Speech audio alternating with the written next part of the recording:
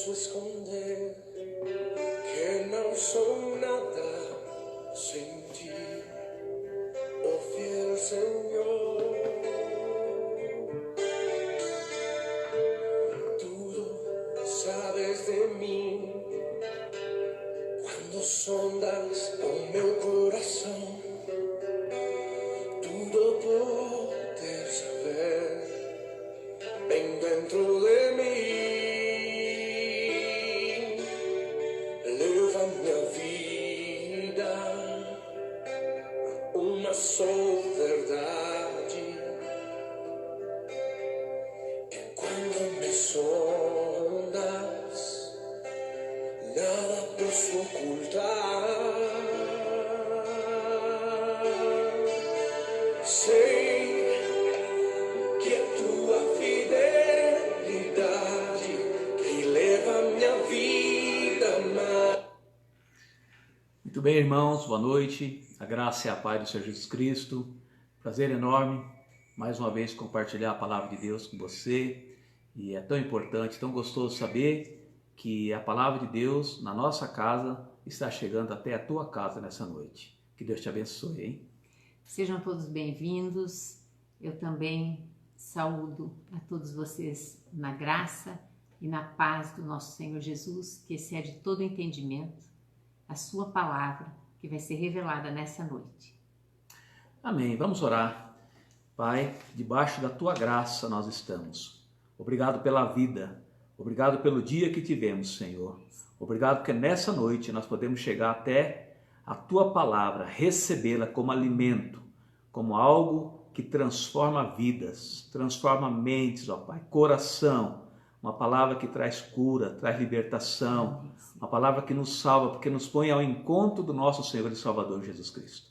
Nos abençoe, Pai, abençoe todos aqueles que estão ouvindo a palavra do Senhor neste momento. Esta é a nossa oração em nome de Jesus. Amém. Muito bem, queridos, nós queremos estar compartilhando contigo nessa noite sobre como que você está vivendo a tua vida cristã. Como está o teu viver diário com Cristo? Como está a sua ética cristã, seus princípios?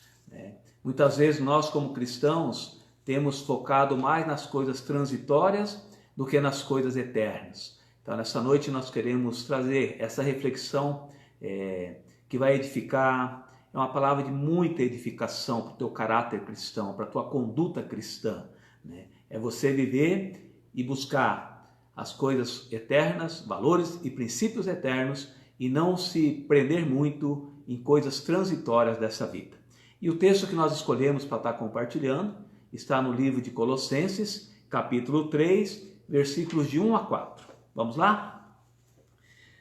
O apóstolo Paulo, então, escrevendo aos cristãos de Colossos, diz: Portanto, se fosses ressuscitados juntamente com Cristo, buscai as coisas lá do alto, onde Cristo vive, assentado à direita de Deus. Pensai nas coisas lá do alto, não nas que são aqui da terra, porque morrestes e a vossa vida está oculta juntamente com Cristo em Deus. Quando Cristo, que é a nossa vida, se manifestar, então vós também sereis manifestados com Ele em glória. E o versículo 5, só como um pontapé inicial, diz assim: Fazei, pois, morrer a vossa natureza terrena. Depois você pode continuar lendo todo o capítulo aí, mas para nossa fundamentação teológica nessa noite de alimento da palavra do Senhor, esses 4 versículos eu acho que são bastante suficientes para entendermos alguns princípios, certo? Muito bem. O que nos impede, então, de buscar as coisas lá do alto, onde Cristo vive? É uma coisa muito importante. Eu penso que as pregações nas igrejas, pregadores, pastores, líderes de igreja, deveriam começar a dar uma ênfase melhor na questão da ressurreição. Muitos de nós vivemos o morrer em Cristo e temos esquecido o que é ser ressuscitado em Cristo. E quando nós não entendemos esse princípio da ressurreição, nós vivemos muito o temporário, vivemos muito o momento aqui e agora, como se não tivéssemos vida eterna, como se não tivesse uma bênção pós-morte. E muitos de nós vivem um cristianismo contaminado pelo gnosticismo grego ou por algumas seitas que têm um conceito todo errado da vida pós-morte. Pois bem, a Bíblia é muito clara no quesito ressurreição, e nós temos que entender que a ressurreição é algo que faz parte da minha história e da tua história em Cristo Jesus. E quando nós entendermos isso, que eu tenho uma vida eterna, eu vou viver um cristianismo mais autêntico, mais solidificado, e um cristianismo mais prudente, sensato aqui na terra. E como que nasce esse conceito do apóstolo Paulo? Veja bem, nós estamos aqui dentro de uma cultura de uma cidade de influência grega, da cultura grega, uma mistura de crenças. Veja bem, nós temos aqui então a cultura grega com a ideia da salvação que se dá por meio do gnosticismo, uma salvação via iluminação, via conhecimento, e na medida que eu vou adquirindo conhecimento, eu vou chegando a um nível tal de perfeição, e nós sabemos que isso é muito importante na vida cristã, mas nós sabemos que esse princípio anula a cruz de Cristo, porque se eu chego na salvação via conhecimento, ou via iluminação, ou via gnosticismo, eu estou anulando a graça da cruz. Mas isso estava lá nessa cultura dos cristãos de Colossos. Ao mesmo tempo também nós temos ali alguns judeus, né, com as suas crenças judaicas, com seus princípios de filosofia do judaísmo, aonde também nessa esfera toda aqui, eles vão estar dizendo sobre não tocar nisso, não tocar naquilo outro. Isso tudo está no capítulo 2, você poderia estar acompanhando. O que comer, o que não comer, o que festejar, o que não festejar, o que guardar, o que não guardar. É toda uma pureza ascética, uma preocupação toda ela voltada pela limpeza das mãos, limpeza do corpo, né? E também temos os cristãos dentro desse contexto. Então veja como vivia essa igreja de Colossos. Uma igreja então com os princípios gregos de salvação, com os princípios judaicos de salvação e agora o princípio cristão de salvação. Isso tudo estava muito misturado no contexto do cristianismo dessa época. E aí o discípulo de Paulo, que estava pregando nessa região, né, ele vai dar esse recado para o apóstolo Paulo, dizendo que a igreja de Colossos era uma igreja que estava muito contaminada. Então, muitas vezes nós vivemos um cristianismo contaminado. E você que é um leitor bíblico e você que é um estudioso da palavra do Senhor, vai entender bem quando a gente fala um cristianismo contaminado. Quantas vezes nós temos um cristianismo contaminado por tradições, um cristianismo contaminado por heresias, um cristianismo contaminado por idolatrias, um cristianismo contaminado por libertinagem e liberdade, um liberalismo cristão, e tudo nesse ambiente o apóstolo Paulo precisa chamar esse povo à santidade, chamar os cristãos de Colossos a viver uma santificação. E dentro desse contexto o apóstolo Paulo fala: vocês estão preocupados demais com as coisas terrenas. Busquem as coisas lá do alto, aonde Cristo vive. Porque se nós morremos com Cristo, também com Ele nós ressuscitamos. E aí então Ele vai dar todo um tratamento de caráter para a igreja de Colossos. E o que está acontecendo aqui? O que é esse cristianismo contaminado? O que é o temporário que eles estariam vivendo? Se nós continuássemos lendo o versículo 5, nós vamos entender que são pessoas voltadas para o prazer sexual, que aqui é a prostituição, a lascívia, as bebedices, as glutonarias, e tudo isso foi contaminando a igreja do Senhor Jesus Cristo ao ponto de se perderem a ética cristã. Por um outro lado, uma crença grega de culto a anjos, culto a estrelas, uma admiração pelos astros, porque é um cristianismo grego contaminado, e estava esquecendo da cruz de Cristo, estava esquecendo da pessoa de Jesus Cristo. E Jesus Cristo não era nada mais, nada menos naquele contexto do que um grande mestre, um sábio talvez, um ser iluminado, como muitos dizem. E aí o apóstolo Paulo vai dedicar toda a primeira parte do primeiro capítulo, uma exaltação, uma adoração à pessoa de Jesus Cristo. Ele vai dizer que esse Jesus é Deus, esse Jesus é Senhor, esse Jesus salva, esse Jesus morreu, esse Jesus ressuscitou. Ele vai exaltar a pessoa de Jesus Cristo porque de uma certa forma a essência de Jesus estava sendo esquecida na igreja. Olha que absurdo.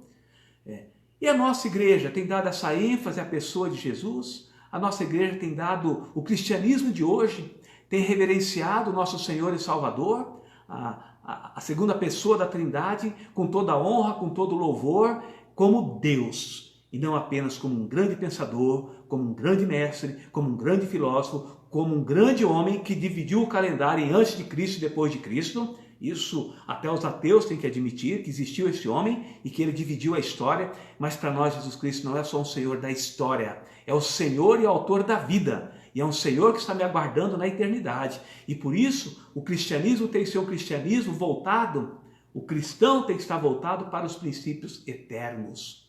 Nós não podemos viver um cristianismo como se fosse um cristianismo do aqui e agora. Olha só.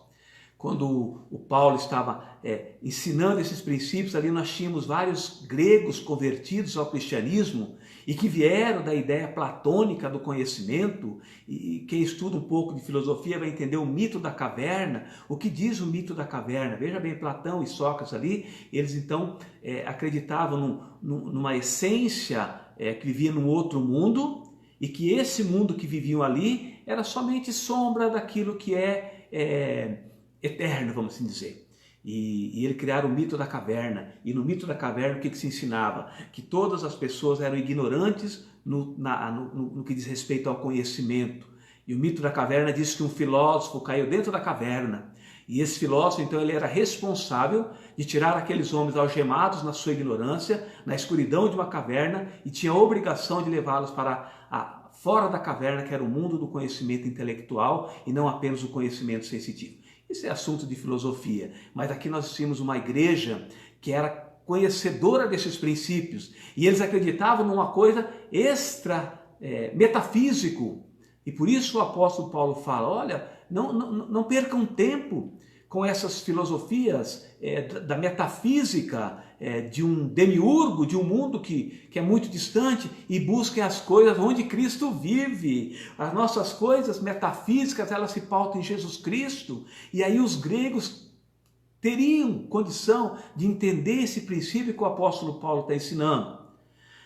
Tinha que educar, tinha que reeducar, tinha que doutrinar esse povo na doutrina do Senhor Jesus Cristo. Eu acho que a igreja cristã de hoje, ela precisa voltar a crer na doutrina e nos ensinamentos do Senhor Jesus Cristo, que são princípios eternos, né? E aí então, dentro desse contexto, né, o apóstolo Paulo vai ensinar aqui pelo menos três ensinos. Ou seja, ele vai trazer ensino sobre a prática da vida cristã, ele vai trazer um ensino doutrinário, e vai trazer o ensino da vida cristã. No que diz respeito a esses dois primeiros ensinos que está no capítulo 1 e no capítulo 2, nós vamos ter um ensino positivo. Qual que é o ensino positivo? Lá no capítulo 1, versículo 13, o apóstolo Paulo vai ensinar a doutrina da velha natureza para a nova natureza. E ele vai dizer, olha, nós, até vou compartilhar com você aqui, versículo 13 do primeiro capítulo, que diz, ele nos libertou do império das trevas e nos transportou para o reino do Filho do seu amor. Olha que princípio. Ele nos tirou do império das trevas. Ele nos transportou para o reino do Filho do seu amor. O Senhor fez um milagre na minha vida. O Senhor fez um milagre na tua vida. O Senhor tem feito um milagre na vida dos cristãos. Mas parece que nós esquecemos isso. Que nós saímos do império das trevas. Nós agora estamos no reino do Filho do seu amor. O reino da luz. E muitos cristãos ficam perdidos e vivendo a velha natureza, já sendo uma nova natureza. Nós somos transportados. Esse é um ensino doutrinário positivo. O apóstolo Paulo está dando uma ênfase. Ele te transportou.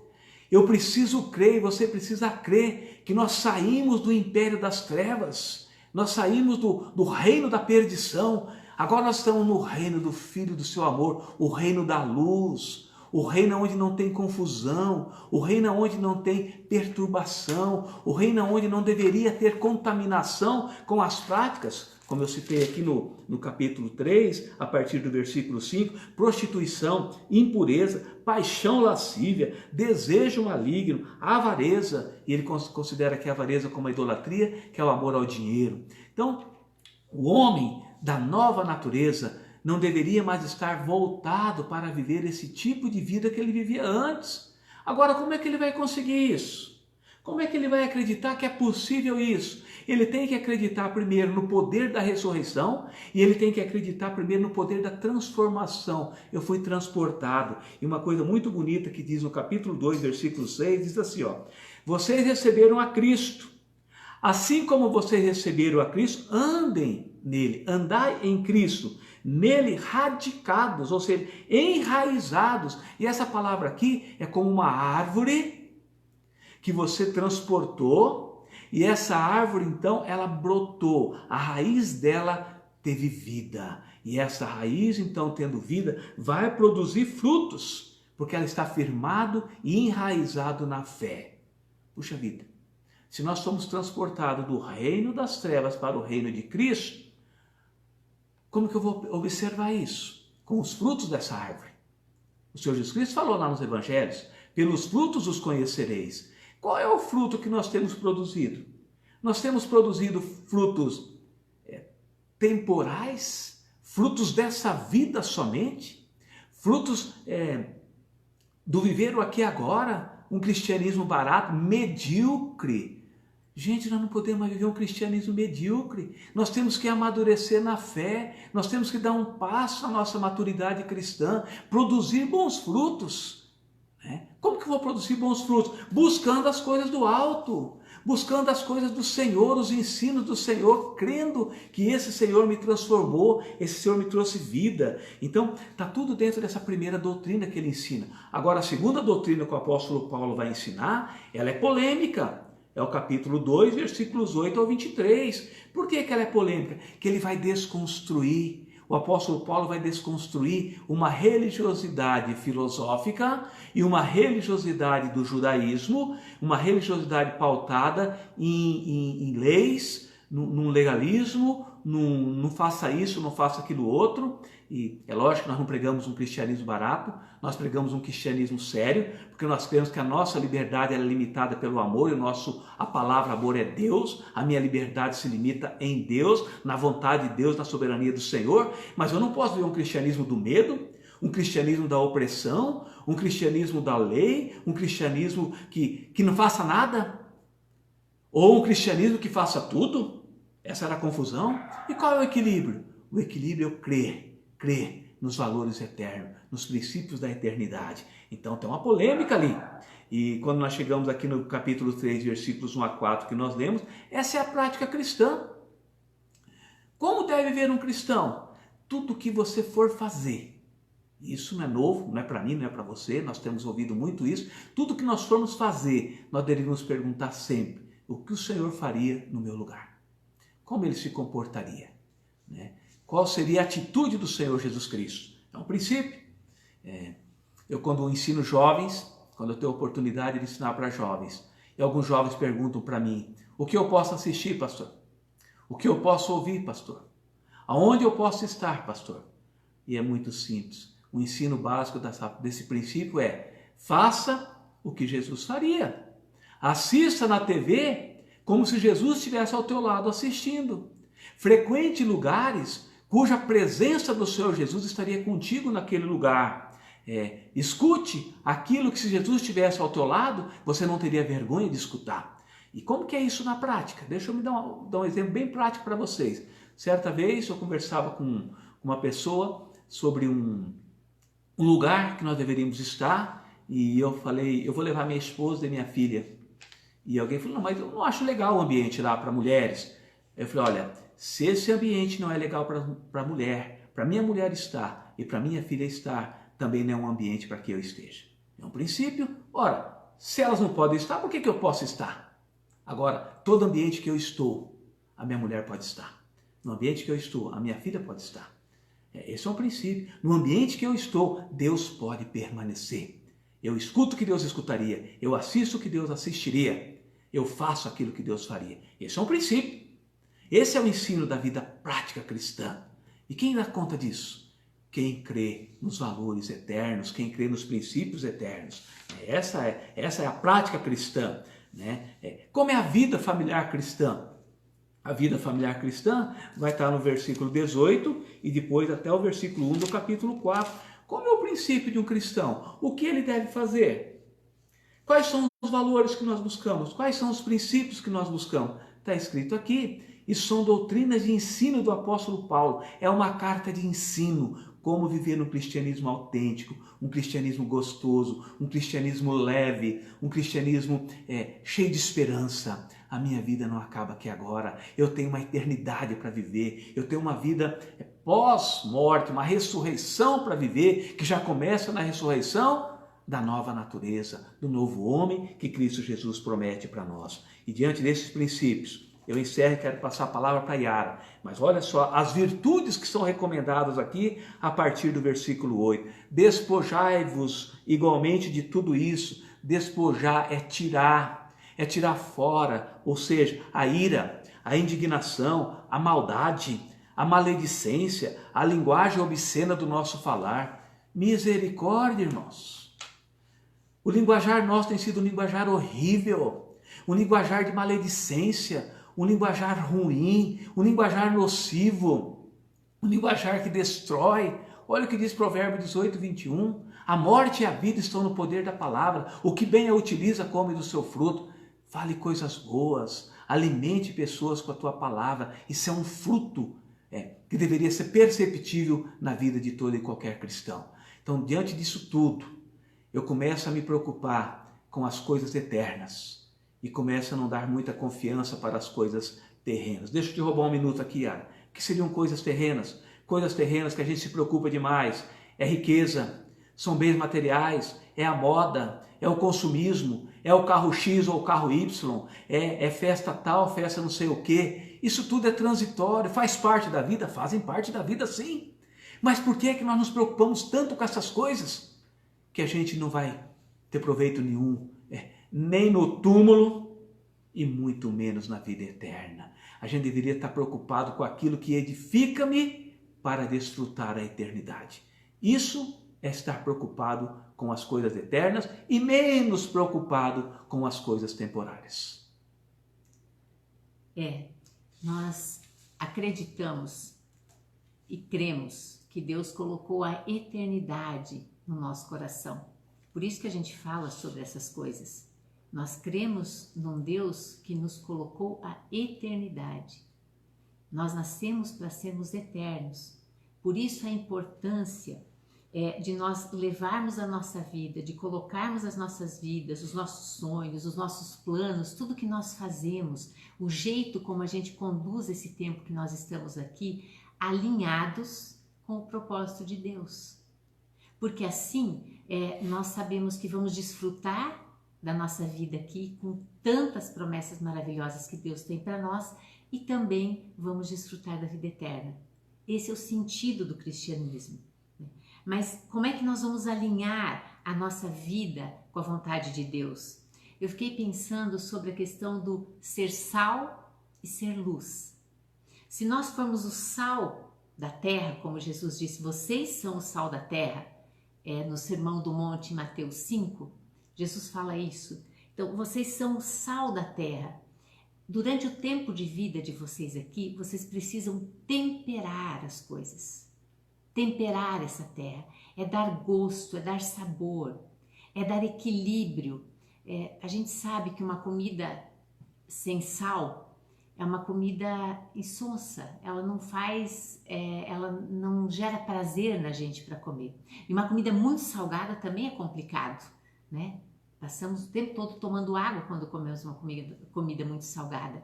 Agora, a temperança, por exemplo, que é uma virtude, ela tem a ver com isso. Se você for uma pessoa temperante, você não vai ser uma pessoa radical e ao mesmo tempo você não vai ser uma pessoa ingênua. Você vai temperar a vida das pessoas que convivem contigo. Isso é um caminhar muito legal diante de Deus, da sua vontade, nesse rumo à eternidade. Uma outra coisa é você ser luz, é sermos luz no mundo. Jesus fala que se alguém tem uma lamparina, não a acende e a coloca debaixo da cama, porque não faria sentido. Né? Tente colocar uma lâmpada debaixo da cama e cobrir com as colchas. Não vai, não faz o menor sentido isso. Agora, coloque uma lâmpada no lugar onde uma lâmpada tem que ficar e ela clareia todo o ambiente.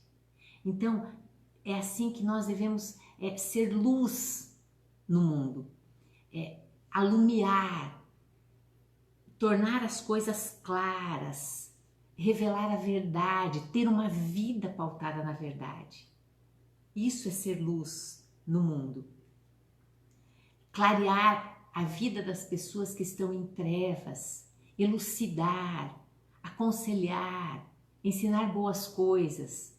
Isso tudo vai nos forjando e nos transformando cada vez mais parecidos com a pessoa de Jesus, que colocou no nosso coração a eternidade. Então, se nós conseguimos superar coisas, por exemplo, como os traumas, se nós conseguimos desamarrar cordas que estavam sobre as nossas vidas, romper com correntes que nos aprisionavam, se nós conseguimos utilizar o tempo de vida que nós temos para ter uma vida liberta, uma vida equilibrada, uma vida com propósito, nós estamos nos preparando para a eternidade. Nós estamos nos preparando para essa plenitude e temos a garantia de Deus de que nós passaríamos pela vida felizes, plenos e realizados. Então, dando sentido para a nossa vida aqui e agora e também depois para a eternidade. Eu gostaria de ler com os irmãos uma frase de um teólogo inglês que viveu no século XIX, Charles Spurgeon, e ele dizia o seguinte: se a nossa vida deve assemelhar-se ao Evangelho, precisamos evitar não apenas os vícios mais grosseiros, mas tudo o que prejudicaria nossa perfeita conformidade com Cristo.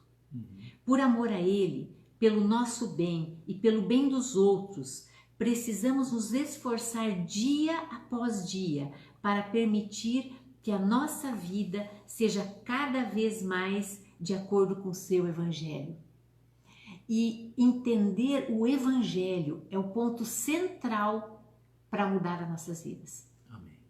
Né? E esse teólogo dizia que o Evangelho é algo simples, que o Evangelho está na simplicidade das coisas. Não é assim? Vamos pensar em relação à moda. Dizem que o menos é mais. O mais bonito é o mais simples, parece que né? Então o Evangelho é assim, o Evangelho é simples, ele é descomplicado. O Evangelho é verdadeiro, ele é como ouro, ele é totalmente sem impurezas. Então nós precisamos conhecer o Evangelho. O Evangelho é destemido, corajosamente ele proclama a verdade, ele é inabalável. O Evangelho é isso. Já pensou uma vida parecida com isso? O Evangelho também é delicado. Se nós olharmos o fundador do Evangelho, nosso Senhor, nós vamos ver que ele não esmagava a cana quebrada. Ele não oprime aquele que já está no chão. Ao contrário, ele levanta aquele que está caído. Mas o Evangelho também é amoroso. O Evangelho nos chama a amarmos uns aos outros. Esse era o ensino de Jesus Cristo. E por fim, o Evangelho é santo. O Evangelho é santo como nós devemos buscar a santidade. Porque a palavra de Deus diz: sede santos, assim como o Senhor é santo. Amém. Então, se nós conhecermos o Evangelho simples, verdadeiro, destemido, delicado, amoroso e santo, nós vamos ter um caráter muito semelhante a esse caráter que a palavra de Deus pede de nós.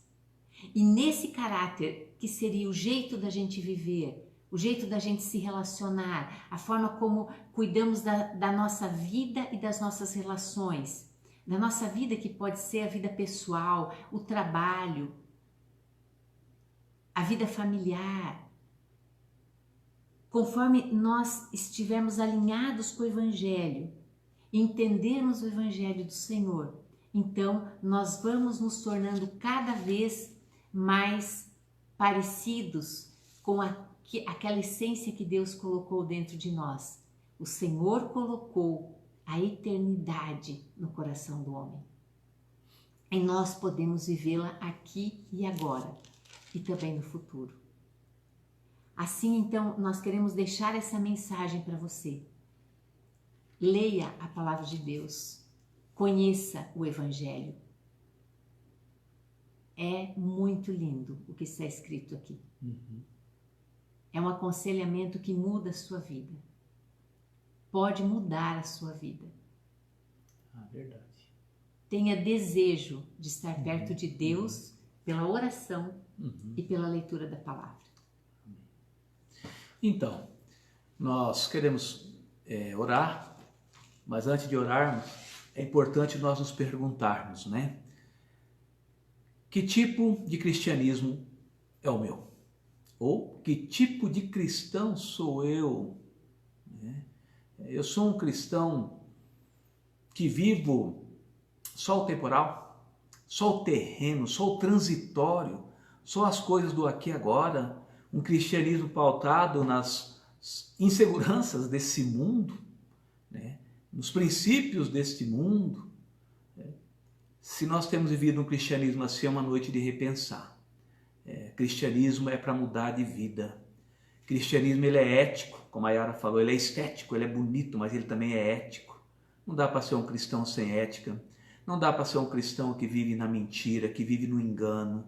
Não dá para ser um cristão que vive nos seus vícios, né? Dá para ser um cristão que luta contra esses vícios. Um cristão que luta contra a mentira. Um cristão que luta contra a ira. Um cristão que luta contra os desejos da lascívia da carne. Um cristão que luta contra a avareza e o apego ao dinheiro. Um cristão que vai tirando os seus ídolos do coração e colocando Deus no centro de tudo. O Senhor é o meu Deus. Não terás outros deuses diante de mim, diz o Senhor. Nós não podemos ser um cristão cheio de pequenos e falsos deuses. Nós temos que crer no poder do Senhor. É Ele que vai me dar força para buscar essa santidade. A Yara trouxe um versículo muito forte. Sede santos como eu sou santo, diz o Senhor. E lá em Hebreus também o apóstolo diz: buscai a paz com todos e a santificação, sem a qual não verás o Senhor. Cristianismo é coisa séria. Cristianismo é como diz um amigo nosso teólogo, a salvação é de graça em Cristo Jesus, mas para permanecer nela vai custar muito, vai custar abdicar de muitas coisas, negar muitas coisas, crucificar muitas coisas, desenvolver a nossa salvação. Pensa sobre isso, é uma semana de reflexão, é um ensino do apóstolo Paulo para a igreja de Colossos, e eu penso que nós podemos contextualizar muito, mas muito mesmo, com a nossa igreja hoje. A igreja evangélica brasileira, vamos falar do nosso Brasil, ela tem sido realmente uma igreja que precisa viver e reaprender esses princípios da epístola de Paulo aos Colossos, né? Quero orar contigo, quero orar comigo também. Precisamos entregar o nosso coração ao Senhor, confessar a hipocrisia do nosso cristianismo. Pai, perdoa-nos, Senhor. Liberta-nos, Senhor, das práticas da velha natureza. Pai, nós devemos detestar as coisas que o Senhor detesta.